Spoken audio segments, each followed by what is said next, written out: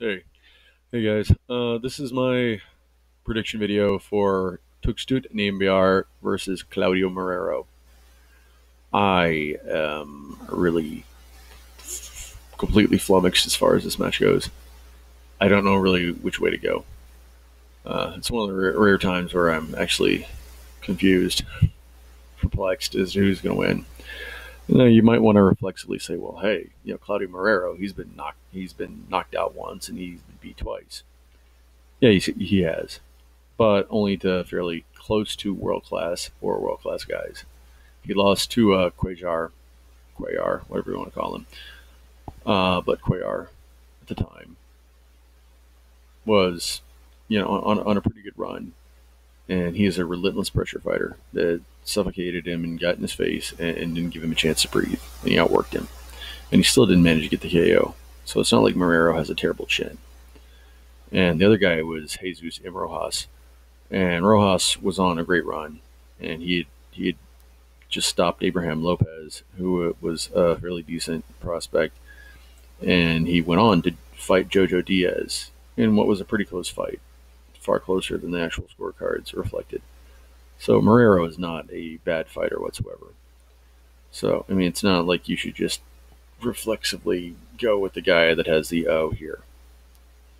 Um, Marrero is incredibly awkward, and he throws punches from very odd angles, and he's a southpaw.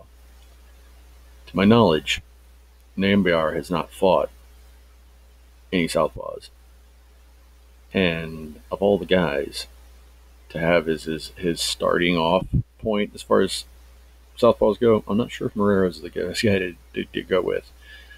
I mean, recently Marrero, other than his fight against Rojas, he's had 2 first-round knockouts, and his knockout of Jorge Lara was brutal. And Lara was a potentially very, very good fighter in the making. He was just coming off of destroying Fernando Montiel in the first round, and he's a very, very heavy-handed fighter. Now, don't get me wrong, Lara came in looking for a KO. He was gunning. He made his ass very available to get knocked the fuck out. He was basically coming in chin first, and that's not a great idea. But he also took out, let's see, what the hell is the guy's name? It was, hold up, I don't know, whatever. He was a Peruvian guy. I forgot his name. I actually did a thread about him on a website, but yeah, this Peruvian guy, he absolutely obliterated him with the same kind of shot. And if you look at Tugstsogt and the types of shots that he's been clipped with and dropped by, to these really crazy blind Hail Marys that he doesn't see coming, and his opponent just loads up with and wings out of nowhere. Um, Escandon clipped Nyambayar with this crazy overhand right. It clipped him like on the temple, and it put him down for a second. Now, I don't think he was badly hurt, and he got up and he went back to work. But also, Hermenito de la Torre dropped him with the same kind of crazy shot, a shot that he never saw coming. And since Marrero is a southpaw and throws from awkward angles, this is a potential nightmare for King Tug.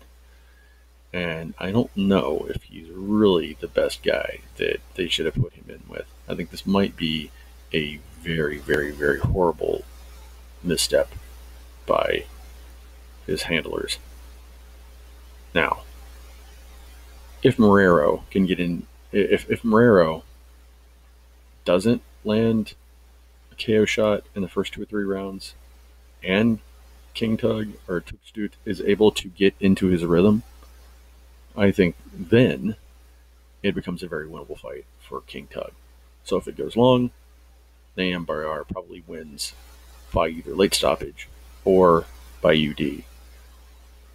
But he's going to have to be cautious as all hell for the first 3 or 4 rounds of this fight. It's not going to be safe. I mean, he's in there with a very heavy-handed guy. And okay, fine. He didn't beat Cuellar. Well, Cuellar's got a pretty good chin, and so does Rojas. And so both those guys, the fact that he wasn't able to stop them, that doesn't mean anything. They had good chins.